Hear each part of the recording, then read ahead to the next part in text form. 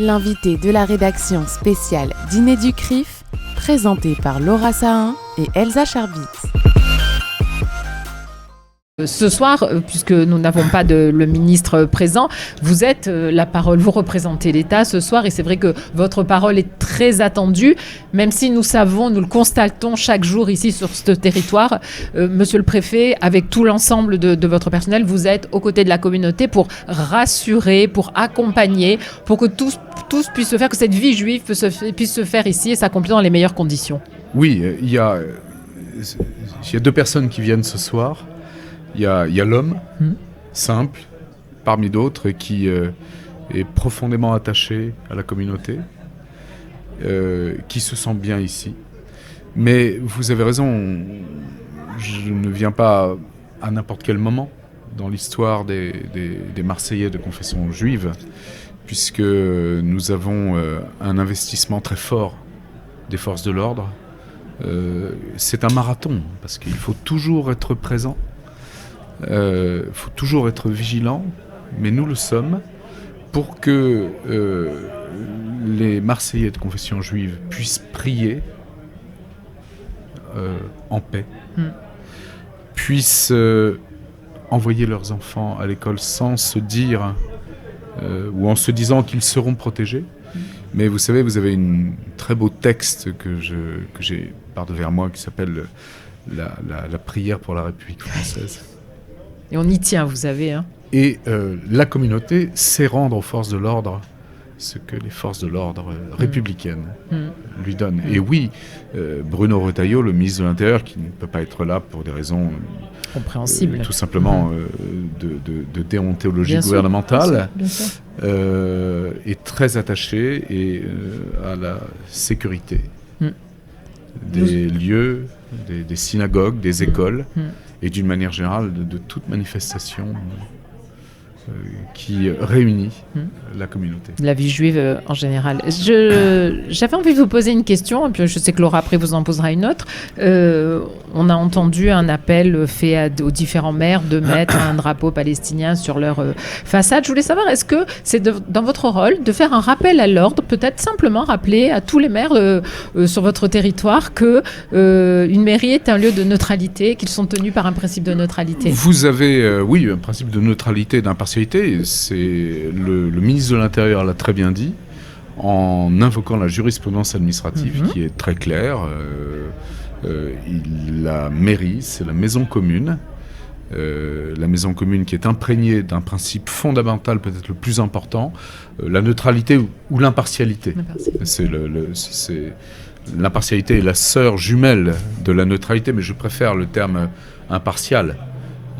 Parce que la neutralité, c'est le recul. Un retrait, oui, absolument. L'impartialité, c'est la représentation, effectivement, du service public. Et il n'est aucune expression qui ne doit porter atteinte à cette impartialité. Le ministre d'État, ministre de l'Intérieur, l'a très bien rappelé.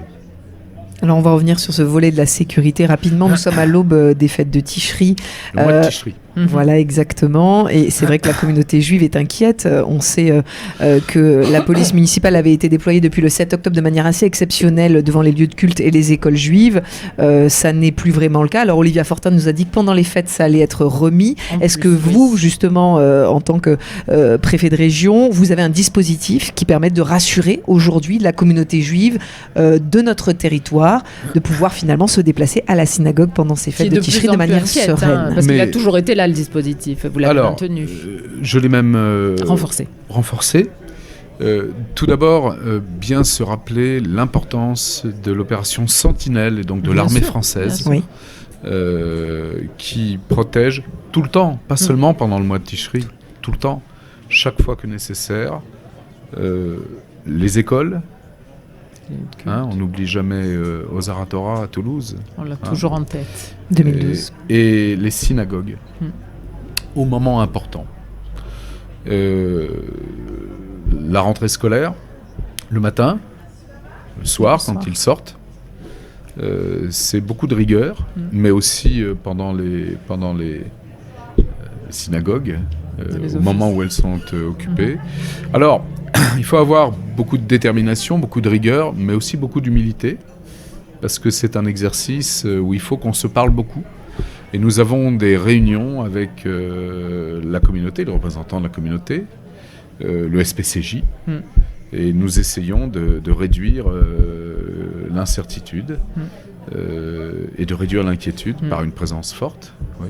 Mais pas seulement pendant le mois de Ticherie, parce que pendant le mois de Ticherie, on va monter encore d'un cran, puisque c'est un mois tellement important pour la communauté et dans la ville de Marseille où la communauté est tellement présente et où elle a tellement de sens. Absolument, absolument. Voilà. Mais vous devez sentir à la fois une vraie détermination, mais en même temps une vraie humilité. Ça veut dire beaucoup travailler, c'est de la rigueur, c'est de l'organisation, mais on est fiers de le faire.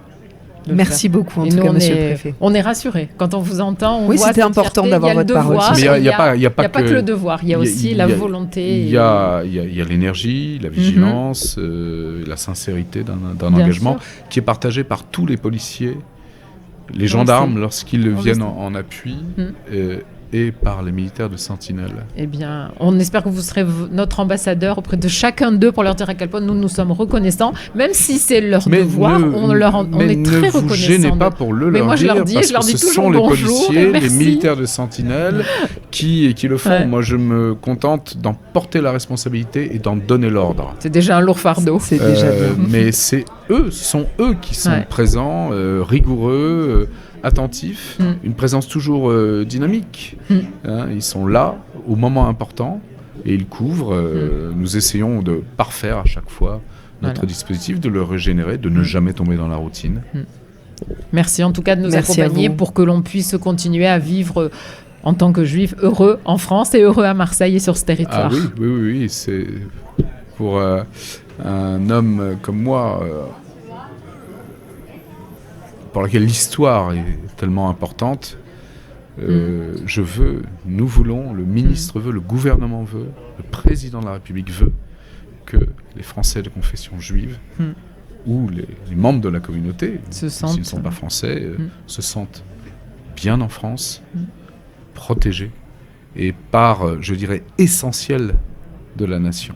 Merci beaucoup, monsieur. Merci à vous, on vous souhaite une très bonne soirée. Et encore une fois, vous sachez que je vous attends au micro de Radio GEM avec le plus grand plaisir. Après, je sais que vos équipes font tout. Oui, mais vous savez, je suis un homme très discret.